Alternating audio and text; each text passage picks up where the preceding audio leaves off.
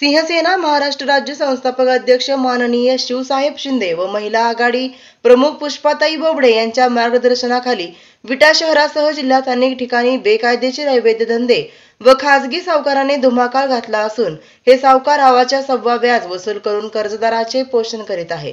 अशा अनधिकृत सावकारांची चौकशी करून त्यांच्यावर तातडीने गुन्हे दाखल करा, अन्यथा विटा पोलीस स्टेशन समोर 17 फेब्रुवारी रोजी ठिय्या आंदोलन करणार असल्याचे सांगितले। नमस्कार। आज पत्रकार परिषद घेण्याचं कारण असं की आपल्या विटा शहरामध्ये व आपल्या तालुक्यातील ग्रामीण भागामध्ये म्हणा किंवा जिल्ह्यातील अनेक तालुक्यामध्ये म्हणा, ज्या पद्धतीनं अवैध धंद्यांचे उद्योग फोफावलेत किंवा अवैध धंदे फोफावलेत, त्याच पद्धतीनं आपल्या विटा शहरामध्ये, आपल्या तालुक्यामध्ये आणि जिल्ह्यातल्या अनेक तालुक्यांच्या मध्ये सावकारी त्या पद्धतीनं फोफावली आहे। सावकारांचा एवढा नागरिकांना त्रास होत आहे, अक्षरशः सावकारांना मारहाण होत आहे, सावकारांच्याकडून नागरिकांना मारहाण होत आहे।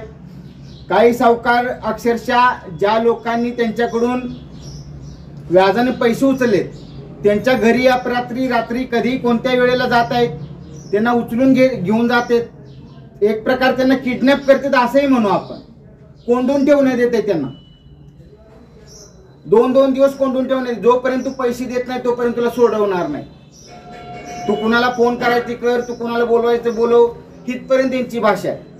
हे पुरुषांचं झालं, हे महिलांना अक्षरशः अश्लील भाषेमध्ये शिव्या देतात, महिलांच्या अंगावर जातात।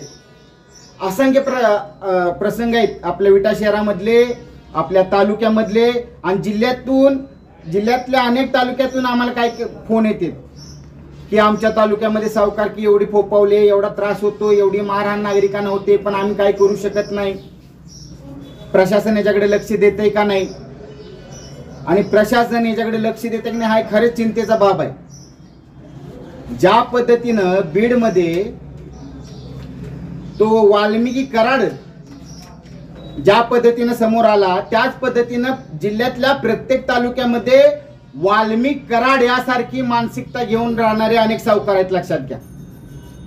अनेक नागरिकांचे यांनी जमिनी बळकवलेत, अनेक नागरिकांचे यांनी घर नाव करून घेतलेत, बर व्याज त्याने आहे किती सरकारच्या नियमानुसार 3%, हे 20% नागरिकांच्याकडून पैसे उकळायला लागले, आणि तो हप्ता द्यायला आला, हप्ता नाही, तू जेवढे घेतले तेवढे पूर्ण पैसे मला माघारी कर।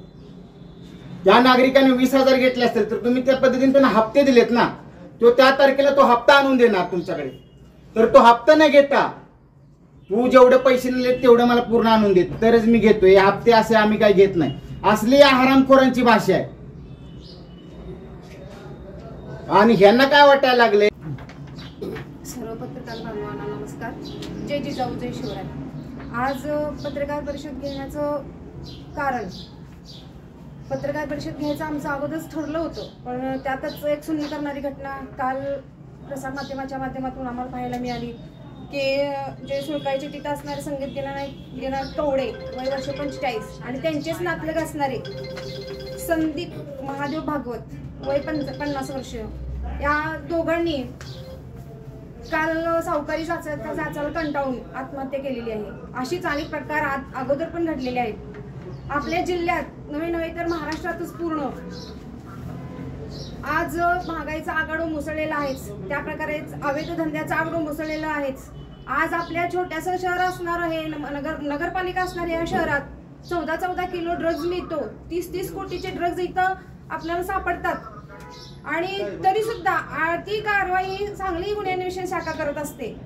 आणि मग इथली स्थानिक प्रशासन आहे, स्थानिक पोलीस प्रशासन आहे, काय करते आता ही कारवाई MIDC काही विटापासून लांब नाहीये, अगदी थोड्या अंतरावर आहे, पण तरी सुद्धा तिथं इतक्या मोठ्या प्रमाणात कारखान्याच्या नावाखाली असे अवैध धंदे चालू आहेत। आणि हे असतानाच सावकारी सारखा महाभयंकर राक्षस, कारण ह्या गोष्टी तुम्हाला दिसून तर येतील, पण या सावकारांचं असे काही धंदे असतात की व्याज दर हा 2% ठरलेला आहे।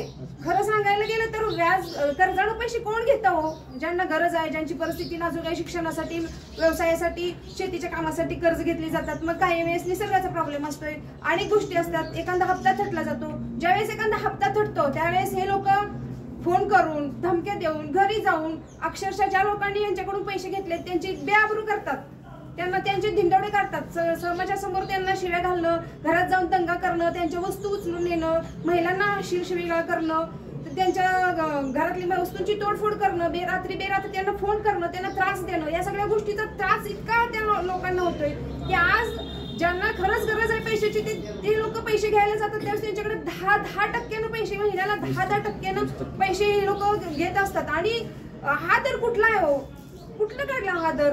ठीक आहे ना, तुम्ही पैशाची गरज आहे, तुम्ही सावकार करताय. काही लोक सावकारी करणारी लोक असे आहेत की त्यांच्याकडे परवाने सुद्धा नाहीयेत. आणि अशा लोकांच्या, खरंच साहेबांनी सांगितलं तसं, अशा लोकांच्यावर वरदहस्त हा राजकीय पुढाऱ्यांचा आहे, मग पोलीस प्रशासनाचा आहे, कुठंतरी यांना पाठीशी घातलं जातं. यांची मजल एवढी जातीच का हो? म्हणजे सर्वसामान्य लोक जर तुमच्याकडे पोलीस प्रशासनाकडे तक्रार सुद्धा करू शकत नाहीत की हा खासगी सावकार आम्हाला घरी येऊन एवढा त्रास देतो. लोकांची इतकी मानसिकता होती की आत्महत्या करण्यापर्यंत. जर जीवनच संपणार असेल तर तुमचे पैसे कर्जाने घेऊन आणि देऊन, मग तुम्हाला आता पैसे भेटले का?